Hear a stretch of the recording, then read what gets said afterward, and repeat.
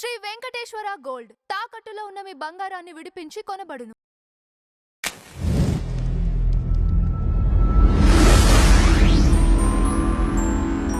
X pastor అని అనగానే ఎన్ని సంవత్సరాలు పాస్టర్ జర్నీ? ఎలా స్టార్టింగ్‌లో హిందూగానే ఉన్నారా? ఎప్పుడు వెళ్ళిపోయారు క్రైస్తవ మతంలోకి? స్టార్టింగ్‌లో హిందువులమే. హ్మ్. నా మ్యారేజ్ అయిన తర్వాత మా మిసెస్ ద్వారా నేను చర్చికి వెళ్ళడం జరిగింది. ఓకే. తర్వాత కొంతకాలం చర్చిలో విశ్వాసిగా కూర్చున్నాను. తర్వాత కొంతకాలం కొన్ని సంవత్సరాలు ఇవాంజలిస్ట్‌గా పనిచేశాను. అంటే ఏంటండి? అంటే ప్రతి పాస్టర్ గారు ఏ ప్రాంతానికి వెళ్ళమంటే ఆ ప్రాంతానికి వెళ్ళి డోర్ టు డోర్ యేసు ప్రభువుని నమ్ముకోండి అని, అంటే ఒక సువార్థికుడు అనమాట. పని చేశాను కొన్ని సంవత్సరాలు. తరువాత నేను పాస్టర్ ఇంచుమించు 20 సంవత్సరాల పైన, 21 సంవత్సరం. 21 సంవత్సరాలు పాస్టర్‌గా చేశారు. 2 చర్చిలండి. ఏ ఏ చర్చిలవి? ఇమ్మానుయేల్ చర్చి 2 కూడా. అంటే 2 చోట్ల ఒకటే పేరు. ఒకటేమో వెంకటకృష్ణరాయపురం, ఇంకొకటేమో సామర్లకోట. ఇట్లా చేసినప్పుడు 20 సంవత్సరాలు చేసినప్పుడు ఎంతమందిని మార్చారు మీరు? చాలా మందిని మార్చానమ్మా. ఏమని చెప్పేవాళ్ళు అసలు? యేసు ప్రభువుని నమ్ముకోకపోతే హ్మ్. మీకు పరలోకం లేదు. యేసు ప్రభు ఈ లోకానికి వచ్చి నీ పాపాల కోసం చనిపోయాడు. నీ రోగం తగ్గాలన్నా, నీ కుటుంబం బాగోవాలన్నా, నీ పిల్లలు బాగోవాలన్నా, మీ పిల్లలకు ఉద్యోగాలు రావాలన్నా, మీరు ఇల్లు కట్టుకోవాలన్నా, నువ్వు ఫ్లైట్ ఎక్కాలి, ఏముంటాయి కదా కొంత సోది. అంటే ఒక్కొక్క వ్యక్తితో మాట్లాడేటప్పుడు ఒక్కొక్క రీతిగా మాట్లాడవలసి వచ్చేదమ్మా. అంటే అందరితో ఒకే రీతిగా కాదు. ఎవరు దేనికి లొంగుతారో అర్థమవుతుందా మీకు? అర్థమైపోతుంది. అంటే వాళ్ళు మాట్లాడే విధానాన్ని బట్టి మనం అర్థం చేసుకోవచ్చు. అర్థం చేసుకుని మనం మాట్లాడితే ప్రతి ఒక్క మనిషికి కూడా ఎక్కడో ఒక చోట వీక్నెస్ పాయింట్ ఉంటుంది. అది దొరికితే మనకి వాళ్ళని మన గుప్పెట్లో పెట్టుకున్నట్లే. దానికోసమే ఎక్కువ పాస్టర్లు ప్రయత్నం చేస్తూ ఉంటారు. అది దొరికేదాకా ప్రయత్నం చేస్తూనే ఉంటారన్నమాట. మొదటి నుంచి మీ పేరు సత్యబాబేనా? ఫస్ట్ నుంచి నా పేరు సత్యబాబు. పేరు మార్చుకోలేదా మరి ఇక్కడికి వచ్చిన తర్వాత? చర్చిలోకి వచ్చిన తర్వాత ఎలీషాగా మార్చారమ్మా. ఎలీషా. సర్టిఫికెట్స్ ఎలా ఉన్నాయి మరి? ఎలీషా పేరు మీదే ఉన్నాయి, పేరు మీదతో ట్రాన్స్ఫర్ అయ్యాయా? మీరు ఇటు వచ్చిన తర్వాత సత్యబాబుగానే ఉన్నాయా మీ సర్టిఫికెట్స్? అవి ఆధార్ కార్డులో సత్యబాబు అనే ఉంటుంది. ఓకే. స్కూల్ సర్టిఫికేట్ లో సత్యబాబు అనే ఉంటుంది. ట్రైనింగ్ చేస్తాం కదా, రకరకాల సంస్థల్లో ట్రైనింగ్ చేస్తాం. ఆ ట్రైనింగ్ చేసినప్పుడు వాళ్ళు ఎలీషా సత్యబాబు అని కొన్ని సంస్థల్లో ఇచ్చారు, ఎలీషా అని కొన్ని సంస్థల్లో ఇచ్చారు. అలాగనమాట. అక్కడ మాత్రమే ఎలీషాగా ఉంటది. యాజ్ పర్ సర్టిఫికేట్ మీరు హిందూనే సత్యబాబే, అంతే కదా? పాస్టర్లు మీటింగ్స్లో, తర్వాత మా యొక్క సేవకుల సహవాసంలో, ఎక్కడైనా సేవకుల్లో కలిసినప్పుడు, విశ్వాసులతో ఉన్నప్పుడు, చర్చిలో ఉన్నప్పుడు పాస్టర్ గారు ఎలీషా గారు. మా బంధువులు, తర్వాత మనం ఏదైనా బ్యాంకుకి వెళ్ళినా, ఎక్కడికి వెళ్ళినా మన హిందూ పేరే. అసలు మీ వైఫ్ ఎందుకు వెళ్ళాల్సి వచ్చింది ముందుగా చర్చికి? మా వైఫ్ ఎందుకు వెళ్ళాల్సి వచ్చిందంటే, మేము ఒక ఇంట్లో అద్దెకున్నామమ్మా. మేము అద్దెకున్నటువంటి ఇంటి యజమానురాలు గారు అమ్మాయి చర్చికి వెళ్ళేది. ఆమెతో పాటు ఈవిడ కూడా వెళ్ళేదనమాట. వెళ్ళిపోయి ఇక కంప్లీట్ గా అక్కడే ఆ మతంలోనే ఉండిపోయారు ఆవిడ? ఆ మతంలోనే ఉండిపోయి నన్ను కూడా తీసుకెళ్లారు అనమాట. ఏంటి అసలు డైరెక్ట్ వచ్చి కన్వర్జేషన్ ఎలా ఉండేది?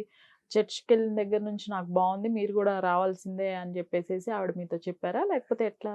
ఏం కాదు, ఏదో అనారోగ్యం వచ్చి వెళ్ళడం, లేకపోతే ఆరోగ్యం కుదుట పడుతుందని వెళ్ళడం, అవన్నీ ఏం కాదు. ఓకే. అంటే మేము అద్దెకుంటున్నటువంటి ఇంటి యజమానురాలు కుమార్తె ఈవే స్నేహం. అయితే ఫస్ట్ మామూలుగా సరదాగారా, నువ్వేం మతం మారిపోకర్లేదు, నువ్వు బొట్లు ఏం తీసేయక్కర్లేదు, గాజులు తీసేయక్కర్లేదు అనేసి, అంటే పాస్టర్ గారు ఇచ్చినటువంటి ట్రైనింగ్ కొంత ఉంటుంది విశ్వాసులకి. అది చెప్పి కొత్త వాళ్ళని తీసుకెళ్తా ఉంటారు. అలా అలా అలా అలా అలవాటైంది నెమ్మదిగా ఆవిడకి. అలవాటైన తర్వాత పాస్టర్ గారు ఒకసారి నాతో మాట్లాడారు. రండి సత్యబాబు గారు, మీరు కూడా వస్తే మీ ఆవిడేమో ఒక దారి, మీరు ఒక దారి ఎందుకు? యేసు ప్రభు మీకోసం రక్తం కార్చాడు, ప్రాణం పెట్టాడు, పరలోకం, మీరు నిత్య నరకంలో చెప్తారు కదమ్మా. కొన్ని విషయాలు మనకి అప్పట్లో అంత అవగాహన లేదు. ఉమ్, ఆ వయసులో ఉమ్, అంత అవగాహన లేదు. ఉమ్, అవగాహన లేదు, ఈ గ్రంథం మీద పట్టు లేదు మనకి. ఉమ్, మా తల్లిదండ్రులు ఎవరైనా ఈ మన యొక్క సనాతన ధర్మం గురించి, భగవద్గీత గురించి చెప్పుంటే అందులో మనకి కొంత తెలుస్తుంది. అవును. ప్రధానమైనటువంటి సమస్య ఏంటంటేనమ్మా, మన భారతదేశంలో ఏ ప్రభుత్వం అయినా కానివ్వండి, నేను పలానా ప్రభుత్వం అని నేను నిందించట్లా, ఉమ్, పేరు పెట్టట్లా, ఉమ్, ఏ ప్రభుత్వం అయినా కానివ్వండి, వాళ్ళ యొక్క ఓట్ బ్యాంక్ కోసమే వాళ్ళు చూసుకుంటారు. ఆరోగ్యశ్రీ కార్డు ఇచ్చామా, స్కూల్ పిల్లలకి బ్యాగులు ఇచ్చామా, పుస్తకాలు ఇచ్చామా, షూస్ ఇచ్చామా, లేకపోతే వాళ్ళ అకౌంట్లో డబ్బులు వేసామా, లేకపోతే డ్వాక్రాలో లోన్లు కొట్టేసామా, ఉమ్, ఇలాంటివన్నీ రకరకాల పథకాలు పెట్టి వాళ్ళు అధికారంలోకి వస్తారు. మన దేశం కొంత ధనాన్ని మన యొక్క సనాతన ధర్మం గురించి, మన యొక్క గ్రంథాల గురించి చెప్పేటటువంటి వారిని లేవదీసి వాళ్ళకి కాస్తంత ప్రోత్సాహకరంగా వాళ్ళ బ్రతకడానికి, ఏమీ ఆస్తులు ఇచ్చేయక్కర్లా, వాళ్ళ బ్రతకడానికి, ఒరే ఇగో నీకు నెల కింద జీతం ఇస్తున్నాం, నువ్వు బ్రతుకు, మన ధర్మం గురించి ప్రచారం చేయి. ముస్లిమ్స్ ఉన్నారమ్మా, కొన్ని వేల కోట్ల రూపాయలు మన దేశానికి పంపిస్తూ ఉన్నారు వాళ్ళు. ముస్లిమ్స్ వాళ్ళ యొక్క ఇస్లాం మతాన్ని కాపాడుకోవడానికి కొంత డబ్బు పంపిస్తూ ఉన్నారు. అలాగే క్రైస్తవ దేశాలు వేల కోట్లు, వందల కోట్లు కాదు, వేల కోట్లు మన దేశానికి వచ్చి పడతా ఉన్నాయి. అంటే మీరు 20 సంవత్సరాలుగా పాస్టర్గా చేశారుగా, మీకు ఇవన్నీ తెలుసుంటాయి, ట్రాన్సాక్షన్స్ ఎంతెంత ఫండ్స్ వస్తాయి, ఎలా వస్తాయి, మీకు వచ్చేవా? దానికి FCRI నెంబర్ అని ఒకటి ఉంటుందమ్మా, సెంట్రల్ గవర్నమెంట్ ఇవ్వాలి. అది రావాలంటే కొంచెం ఇన్ఫ్లుయెన్స్ కూడా ఉండాలి. అది వచ్చిన వాళ్ళకే డబ్బు వస్తుంది, అది రాని వాళ్ళకి రకరకాల వేరే మార్గాల్లో వస్తుంది. అధికారపూర్వకంగా రావాలంటే FCRI నెంబరు అనేది ఒకటి ఉండాలి. మన మోడీ గారు వచ్చిన తర్వాత దాన్ని అదే 10 years నుంచి ఫండ్ ఆగిపోయింది.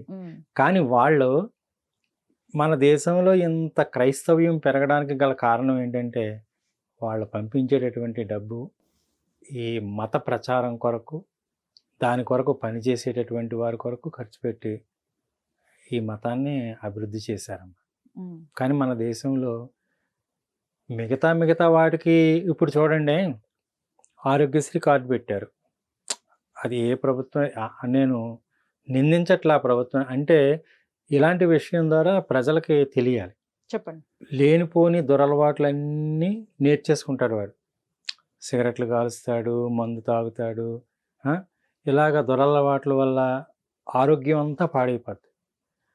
వాడు హాస్పిటల్లో కూర్చుంటాడు, ఎందుకని నాకు ఆరోగ్యశ్రీ కార్డు ఉంది, ప్రభుత్వం నన్ను బాగు చేస్తుంది, లక్షల రూపాయలు దానికి ఖర్చు పెడుతుంది. కానీ భక్తి మార్గంలో ఒక భగవద్గీత చెప్పేటటువంటి ఒక పండితుడు ఉన్నాడు అనుకోండి, బాబు నీకు నెలకింత జీతం ఇస్తాను, నువ్వు ప్రతిరోజు భగవద్గీత గురించి ప్రజలకు చెప్పు అనేటటువంటి ప్రచారం అది చెయ్యకపోవడం వల్లే ఇప్పటికీ కూడా చాలామందికి తెలియదమ్మా.